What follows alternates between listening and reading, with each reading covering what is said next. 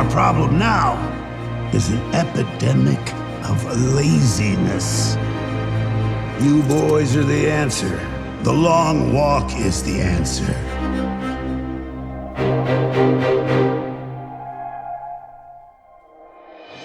Casting is an absolutely integral part of any film. If you look at some of the iconic films in history, you remember the cast.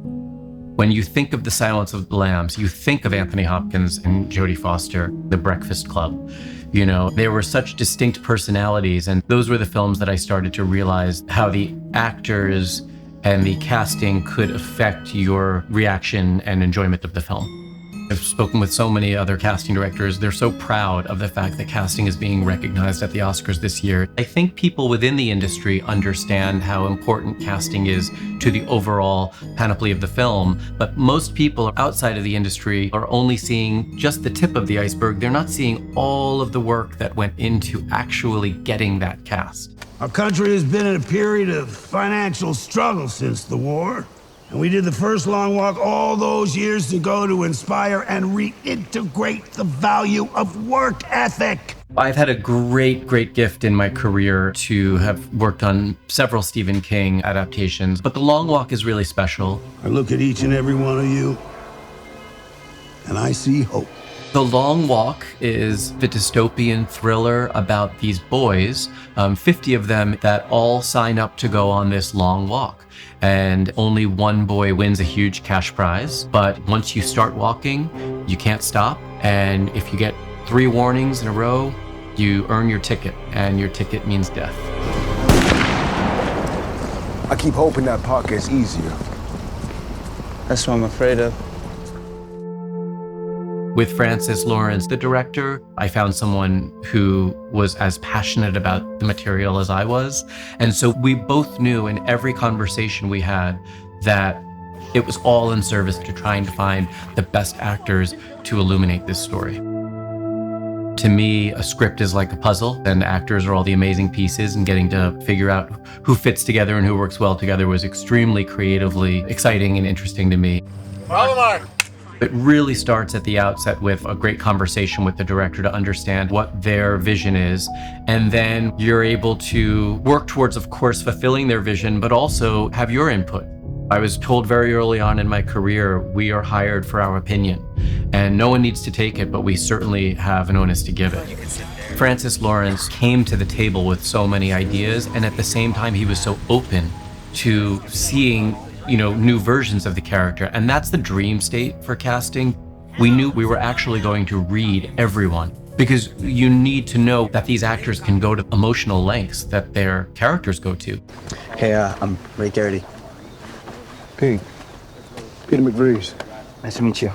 I had seen hundreds of boys for the character of McVries, but then David Johnson read the scenes and I was completely awestruck. I had never seen a version of the character the way that he played it. You know what, Ray?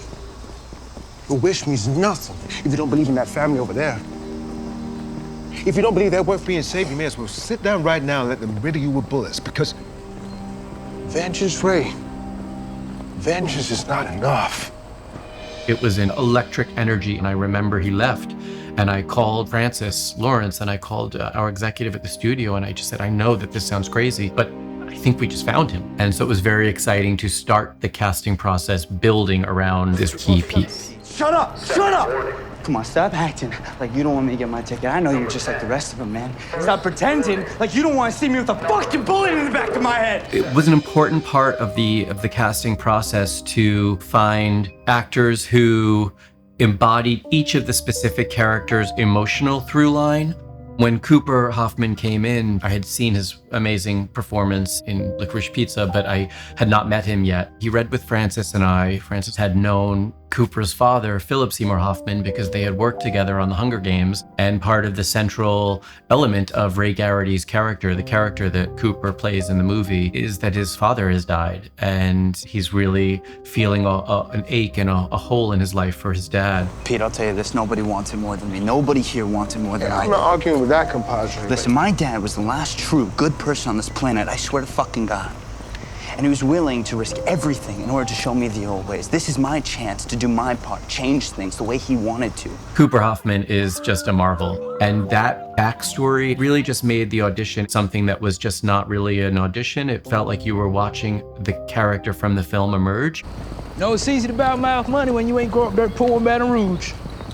Believe me, growing up dirt poor in Baton Rouge, it ain't no picnic. I think as a casting director, you're always looking for new faces. It was the first feature film for Tut Nyoit, who played Baker, and so getting to be a part of giving him his first major role was very exciting. It's fucking terrifying, ain't it? Yeah, I ain't trying to think about it too much. Just want to walk and maybe make some friends. He's a South Sudanese British actor, and I remember watching his tape, and it was so emotionally full. His eyes are incredible, and he has such a soulfulness to him. Promise me one thing.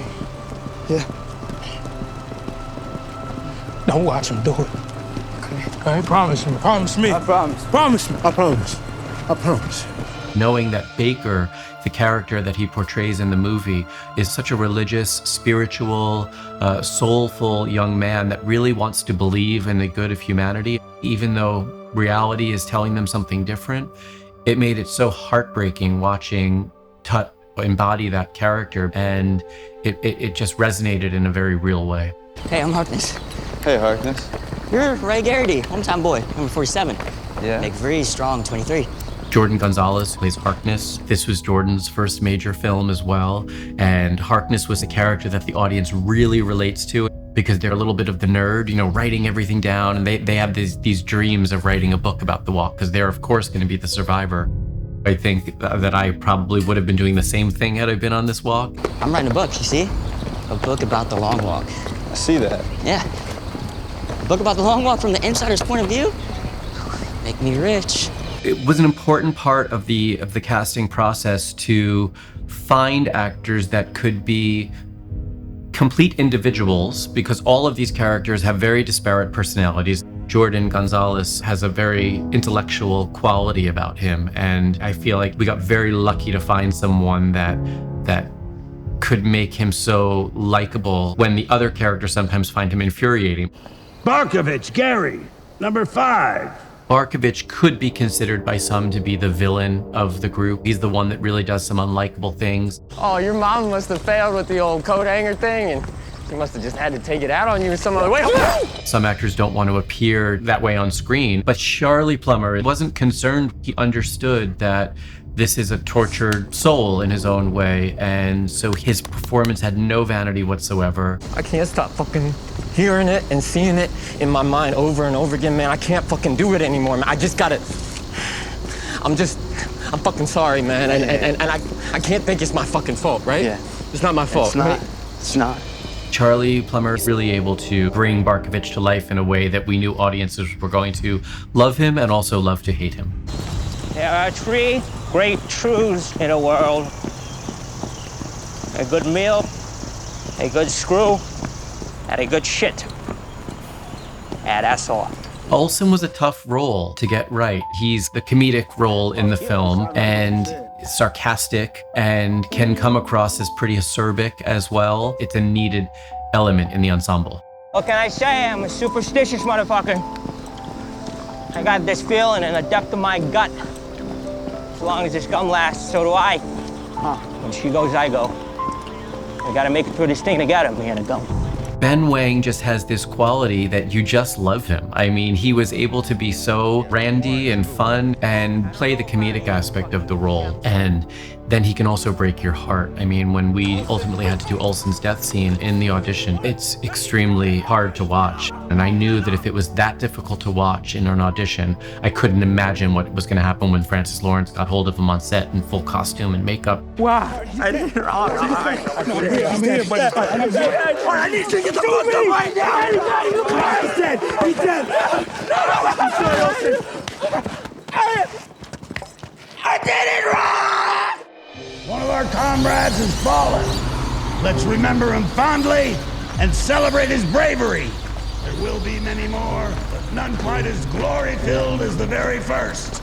There's a major that's overseeing the walk that's so vile and villainous, and the major in the context of the story is iconic. Take no prisoners.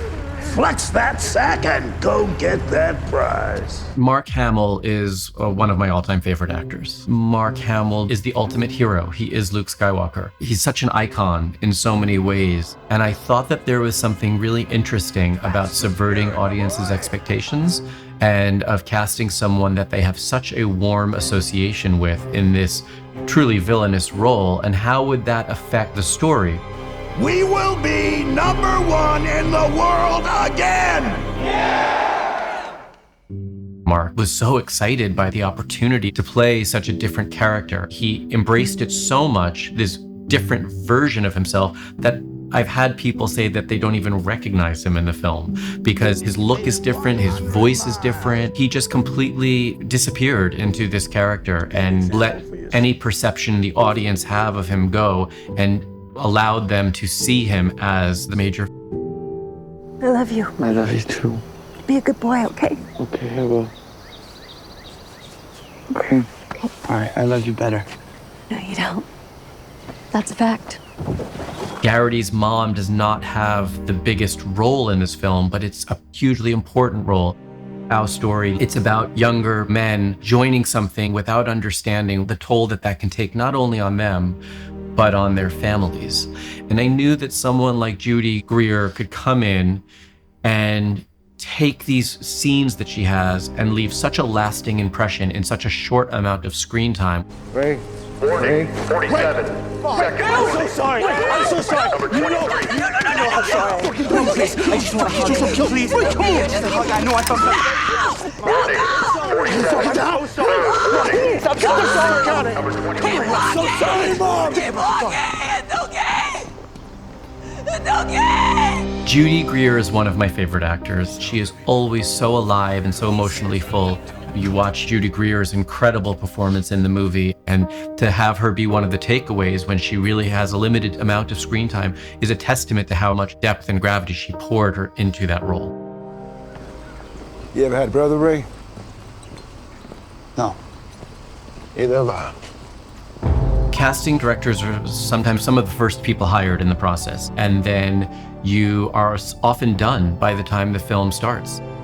But I was so pleased when I saw the film that everyone really brought every quality to the role that we had seen in the audition process, and I feel like this is the cast that was meant to tell this story. Now, boys, who's set to fucking win? Yeah! I said, who's ready to fucking win? Yeah!